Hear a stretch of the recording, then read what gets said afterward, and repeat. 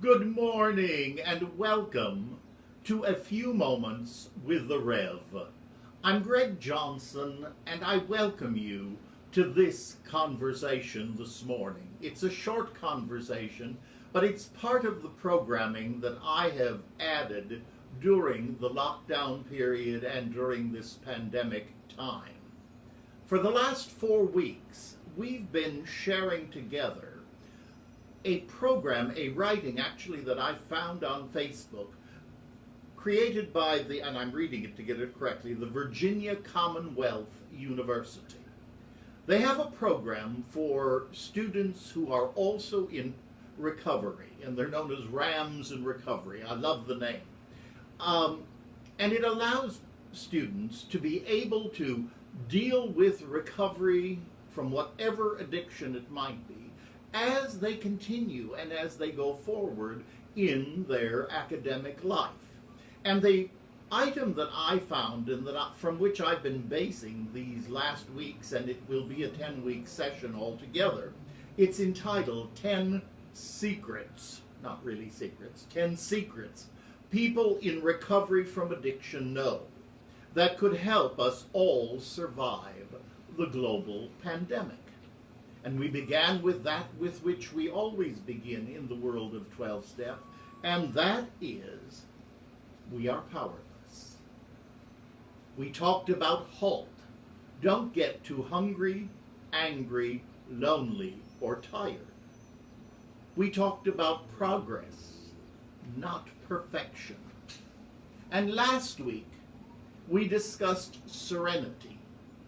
Serenity is not freedom from the storm, but peace amid the storm. And this week we go to the fifth of their suggestions, their secrets as it were. And this is one of my favorites, and it has blessed me with a very special day yesterday, and I'll tell you about it as we go along. They entitle it, Keep Your Head Where Your Feet Are. Those early in recovery often get caught up wondering how they will make it. Things feel uncertain, and they can't imagine going on for years in sobriety. They are encouraged to take things one day at a time. One day at a time. To remain in the present and to deal with life's difficulties as they arise, not as they are projected. It is easy to worry about what ifs or how long the current situation will last. We're healthier and more productive when we bring our minds back to what's happening now. Instead of trying to predict what lies ahead, focus on doing the next right thing.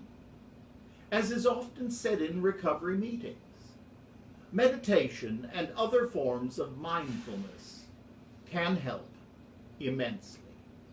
And for those of you who join me regularly, on Friday our program is going to be dealing with prayer and meditation. But step 5, we've heard 2 extremely important statements. One is, one day at a time, as we are going and moving forward into a very new reality. And how do we get there? By doing the next right thing.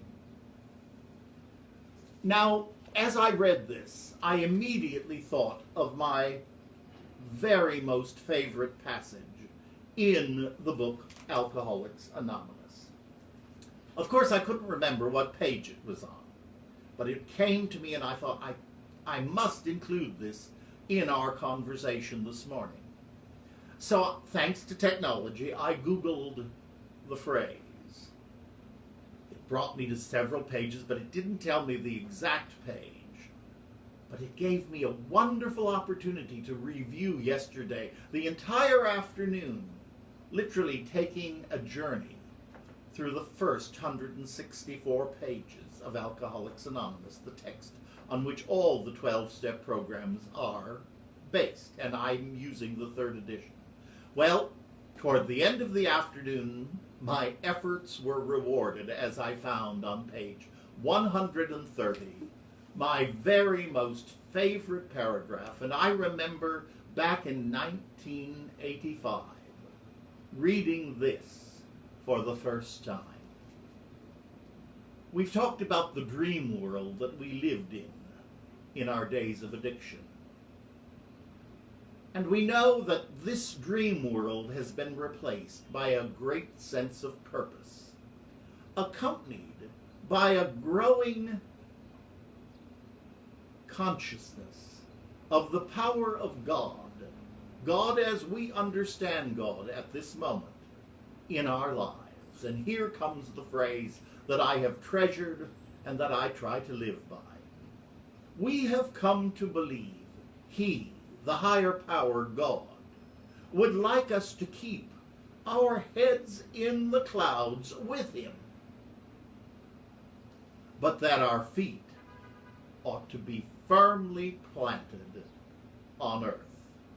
That is where our fellow travelers are, and that is where our work must be done. These are the realities for us. We have found nothing incompatible between a powerful spiritual experience and a life of sane and happy usefulness. May that be our goal, to keep, and I'm going to read it again, keep our heads in the clouds with Him, but keep our feet firmly planted on earth. For it allows us a powerful spiritual experience and a life of sane and useful happiness. God bless you. And I do invite you to join me for some of the other programming that we will have during this coming week. On Thursday at 11 o'clock, it will be Hymns by Request. And I can't begin to tell you how overwhelmed I was that last week's 4th of July sing-along had nearly 1,000 people from all over the world who sang along. I've had so many emails and notes on Facebook. It's been wonderful. So come along. This is not a concert. It's not a formal presentation. It's not a lecture. It's just something I have always loved to do. I love to sing and play. I started when I was 3, and that's 71 years ago. So I continue to play by grace, and I love to sing. And so come and join me. Don't worry about the words. I don't always play the right notes. It doesn't matter. I don't always say the right words either. Depends which edition I knew. But come along and join us. Hymns by Request. And if you've got a specific hymn that you'd like me to do, if I know it, email me. And the easiest email is gregjohnson@gjp-international.com. Let me know what you'd like, or share with me something that we did that you particularly liked. I'm always glad to hear from you. And then on Friday morning, 8 o'clock, continues our regular programming, which began, frankly, my journey in using Facebook Live as a vehicle for sharing family caregiving, faith, and spirituality. Friday with the Rev, 8 o'clock. And this week, we'll be talking about prayer and meditation. A happy Monday, a blessed week. God bless you, and I'll see you later in the week. Take care.